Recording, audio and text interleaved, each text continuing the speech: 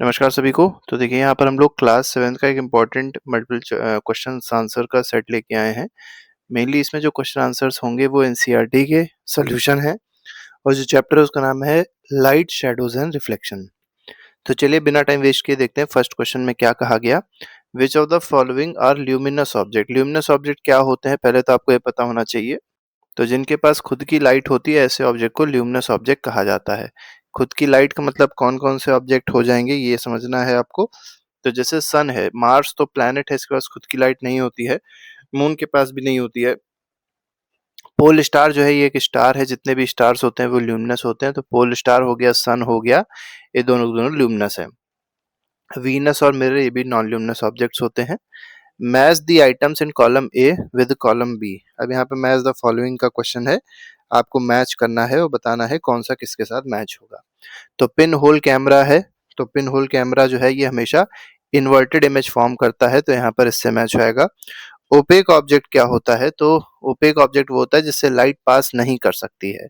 ठीक है, ट्रांसपेरेंट तो यहाँ पर ब्लॉक कर देता है लाइट को, तो लाइट इससे पास नहीं हो सकती। जैसे मान लीजिए स्टोन है, तो स्टोन से लाइट पास नहीं हो सकती, तो एक ऐसा ऑब्जेक्ट होगा ओपेक हो जाएगा। ट्रांसपेरेंट क्या होता है, जिसके आर पार हम लोग देख सकते हैं, जिससे लाइट पास हो सकती है कंप्लीटली, तो उसको क्या कहेंगे, ट्रांसपेरेंट कहेंगे। तो ट्रांसपेरेंट ऑब्जेक्ट होएगा light passes almost completely through it. तो ऐसे ग्लास है, तो ग्लास क्या होता है, ग्लास क्या है, एक तरीके का ट्रांसपेरेंट ऑब्जेक्ट है। शेडो क्या होती है, तो एक ही ऑप्शन बचा, the dark region formed behind the object, इसी को क्या कहते हैं, शेडो कहते हैं। थर्ड क्वेश्चन पे आते हैं। थर्ड क्वेश्चन देखिए क्या कह रहा है। यहाँ पर जो तीन बच्चे दिए गए हैं, तीन या चार हैं, साहिल है, रेखा है, पैट्रिक है और कासिमा है। तो Sahil, Rekha, Patrick, Kasima are trying to observe the candle flame through the pipe as shown in figure 11.16। तो देख सकते हैं आप लोग, देखने की कोशिश कर रहे हैं सब।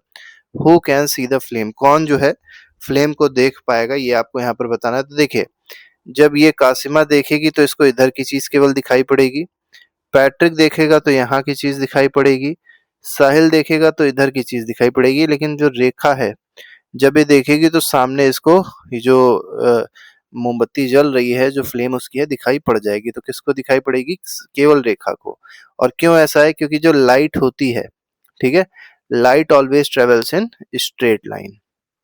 लाइट कभी भी टेढ़ी मेढ़ी ट्रेवल नहीं कर सकती है, केवल हमेशा कैसे ट्रेवल करेगी, स्ट्रेट लाइन में ही ट्रेवल करेगी। अब ऐसा मत सोचिएगा कि लाइट इधर से आई फिर इधर नीचे चली आएगी, ऐसा नहीं हो सकता। आगे बढ़ते हैं, क्वेश्चन नंबर 4 देखिए। Look at the images shown in figure 11.17। तो यहाँ पर आपको तीन चार इमेजेस दिखाई पड़ रही हैं, चार इमेजेस हैं mainly. Select the correct image showing the shadow formation of the boy. तो शैडो फॉर्मेशन की जो करेक्ट इमेज दिखा रहा है वो इनमें से कौन सा है, ये यहाँ पर आपको बताना है। ठीक है, तो देखिए यहाँ पर अगर देखा जाए तो पहले केस में सन जो है बिल्कुल ऊपर है, यहाँ पे इमेज आनी चाहिए थी सामने, गलत है। तो सेकंड में देखिए सन यहाँ पे है तो इमेज यहाँ मतलब शैडो इधर बननी चाहिए थी, ये भी यहाँ गलत बन रही है।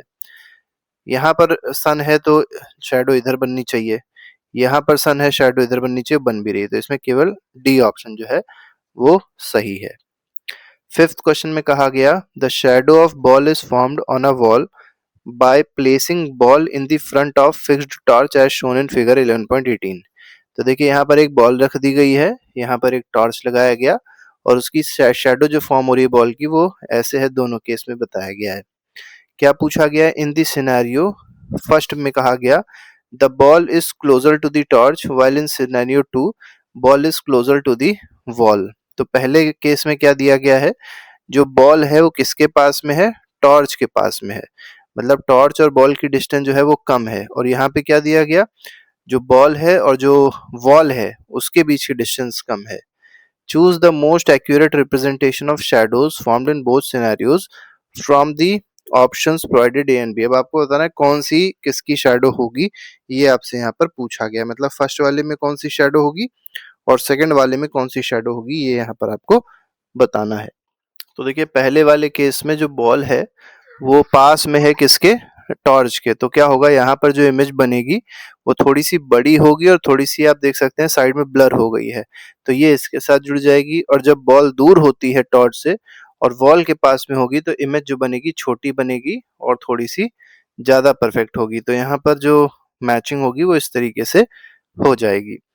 क्वेश्चन नंबर 6 पे आते हैं। 6th क्वेश्चन देखिए क्या कहा गया है, यहाँ पर भी मैच द कॉलम है बेस्ड ऑन दी फिगर 11.18, इसी से रिलेटेड है, तो माफ करिएगा। आगे बढ़ते हैं। क्वेश्चन नंबर 6 देखिए क्या कह रहा है, based on figure 11.18 match the position of torch in column A with characteristic of ball shadow in column ए। मतलब कॉलम ए और कॉलम बी को आपको मैच करना है, बताना है कैसे मैचिंग होगी। तो पहले में देखिए क्या कहा गया है, if the torch is close to the ball, तो अगर टॉर्च जो है बॉल के पास में है तो इस केस में क्या होगा, शैडो जो होती है बड़ी बनती है, अभी बताया था अभी हमने आपको। If the torch is far away, अब टॉर्च जो है वो दूर है बॉल से, तो उस केस में क्या होगा, शैडो जो बनेगी वो छोटी बनेगी, तो यहाँ पर इससे मैच होएगा। If the ball is removed from the setup, अब बॉल को ही रिमूव कर दिया गया है सेटअप से, तब क्या होगा, एक ब्राइट स्पॉट बनेगा स्क्रीन पे, तो यहाँ पर ए ऑप्शन हो जाएगा, मतलब ये जो शैडो है वो नहीं बनेगी। If two torches are present in the setup on left side of the ball, ठीक है, तो अब अगर दो टॉर्चेज, मतलब दो टॉर्च अगर के प्रेजेंट हैं एक साथ में, और तो उस केस में क्या होगा, दो शैडोज बन जाएंगी, तो यहाँ पर जो ऑप्शन है वो इस तरीके से मैच हो जाएगा। नेक्स्ट पे आते हैं। क्वेश्चन नंबर 7 कह रहा है, suppose you view the tree shown in figure 11.19, तो ये ट्री है और इसको पिन होल कैमरा से देखा गया, sketch the outline of the image of the tree formed in the pin hole camera. अब पिन होल कैमरा में जो इमेज दिखाई पड़ेगी वो कैसी दिखाई पड़ेगी, ये यहाँ पर आपको बताना है। तो देखिए आपको एक बात याद रखनी है कि जब पिन होल कैमरा से हम लोग किसी भी ऑब्जेक्ट को देखते हैं, तो जो इमेज होती है वो रियल बनती है, और सबसे इम्पोर्टेंट क्या है, इन्वर्टेड बनती है।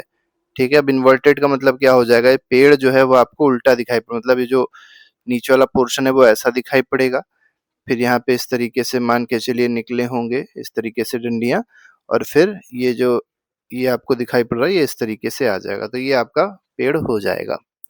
Write your name on a piece of paper and hold in the front of plane mirror such that the paper is parallel to the mirror, तो पेपर जो है मिरर के पैरेलल है।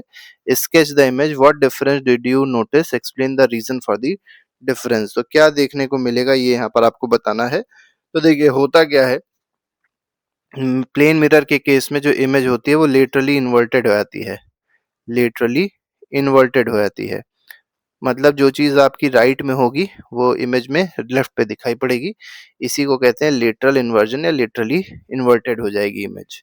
यही मेन रीजन है जिसकी वजह से आप जैसे एम्बुलेंस देखते हैं तो एम्बुलेंस ऐसे लिखा होता है,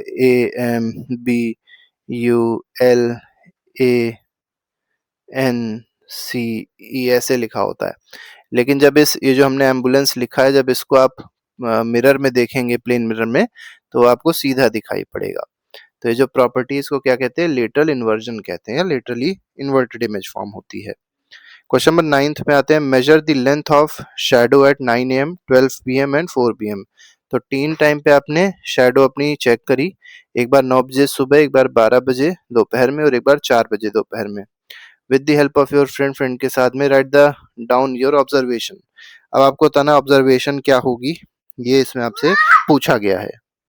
अब जैसे फर्स्ट वाले पॉइंट में देखिए क्या कहा गया, eight which of the given times is your shadow shortest, तो शॉर्टेस्ट शैडो कब होगी, तो 12 बजे दोपहर में जो सन होता है बिल्कुल सर के ऊपर होता है, तो इस केस में जो शैडो होगी सबसे छोटी बनेगी। Why do you think this happens, तो आपको बता ही दिया, क्योंकि सन जो होता है 12 बजे वो क्या होता है, सन ओवरहेड होता है, ओवरहेड होने की वजह से बिल्कुल सर के ऊपर है, तो क्या होता है, शैडो सबसे छोटी बनती है। आगे बढ़ते हैं। On the basis, question number 10 है, on the basis of statement choose the following option. तो यहाँ पर देखिए स्टेटमेंट दिया गया, image form by a plane mirror is laterally inverted, तो प्लेन मिरर के द्वारा जो इमेज बनती है लेटरली इन्वर्टेड होती है, बिल्कुल सही बात दी गई है। अभी हमने आपको बताया था लेटरली इन्वर्जन का मतलब क्या होता है।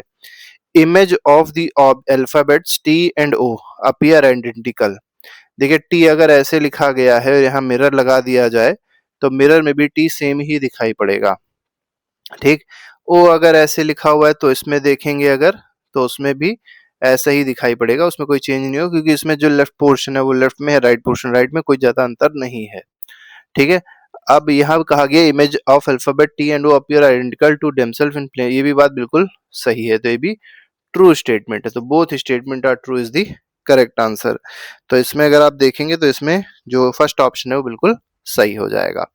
अगले में दिया गया suppose you are given a tube of the shape shown in figure 11.20। तो 11.20 में आप देख सकते हैं एक ट्यूब दिया गया है and the two plane mirror a two plane mirror smaller than diameter of tube.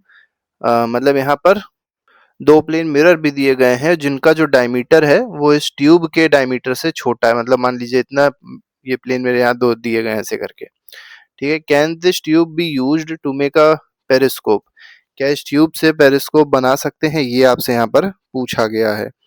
तो देखिए पेरिस्कोप जो है आसानी से बनाया जा सकता है। क्या करना होगा, यहाँ पर एक जो पहला मिरर था यहाँ लगा दीजिए और दूसरे मिरर को आप यहाँ लगा दीजिए। ठीक है, तो जैसे आप यहाँ पे देखेंगे, जैसे मान लीजिए आपने देखा तो यहाँ मान लीजिए कोई ऑब्जेक्ट था, ठीक, तो इससे लाइट पास करेगी, इस पे फॉल करेगी मिरर पे, फिर इस मिरर से टकरा के यहाँ पहुंचेगी और यहाँ आपने अगर आंख लगाई तो यहाँ से आपको ऐसे करके दिखाई पड़ जाएगा। तो पेरिस्कोप चाहे ऐसे बना लीजिए और पेरिस्कोप चाहे ये जो तरीका दिया है इससे बना, किसी भी तरीके से आप पेरिस्कोप बना सकते हैं।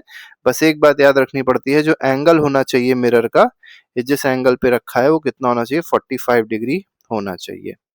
लास्ट क्वेश्चन है, इसमें कहा गया we do not see shadow on ground of a flying bird high in the sky.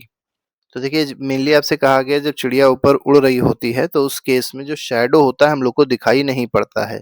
ठीक है, high in the sky however the shadow is seen on the ground when the bird swoops near the ground. लेकिन अगर वो ground के पास उड़ रही होती है, मतलब नीचे होती है थोड़ा सा, यहाँ मान लीजिए उड़ रही है, तो उसकी शैडो यहाँ पर हम देख सकते हैं जमीन पे। Think and explain why it is so, ऐसा क्यों होता है। तो देखिए ऐसा नहीं है कि शैडो नहीं बनती है, शैडो दोनों केस से बनती है। लेकिन जब वो बहुत ऊपर उड़ रही थी, मान लीजिए यहाँ उड़ रही थी, तो इसकी शैडो जो बनेगी वो बहुत ही छोटी होगी और बहुत ही ब्लर होगी, और वो ब्लर इतनी होती है कि हम लोग को दिखाई नहीं पड़ती है। ठीक है, लेकिन जब वो यहाँ पे आ जाता है, मतलब जब चिड़िया बहुत पास में आती है ग्राउंड के, तब उसकी शैडो जो होती है बहुत ही ब्राइट, मतलब बहुत ही डार्क बनने लग जाती है, तो हम लोग को आसानी से दिखाई पड़ जाती है। इस तरीके से ये 12 क्वेश्चंस थे जो हम लोग ने डिस्कस किए एनसीईआरटी के। इसके अलावा सारे क्वेश्चन आंसर जो है वो पहले से ही प्लेलिस्ट में लगाए गए हैं, जिसको आप जाके देख सकते हैं और अपना रिवीजन अच्छे से कर सकते हैं। अभी के लिए फिलहाल नहीं, thank you very much, good bye, जय हिंद।